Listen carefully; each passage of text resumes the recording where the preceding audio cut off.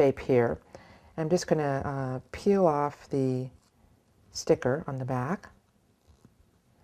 And I'm going to use some of my acrylic paint.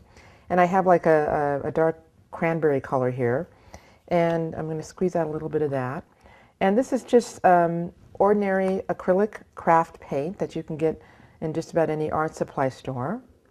And it's water soluble, so you don't have to worry about cleaning up. And just, we're going to paint one side with the red color. And then we're going to do gold on the other side. So this is really easy to paint on. You don't have to do any preparation on the wood. Just brush the red paint over it and leave the edges free because we're going to do something different on the edges.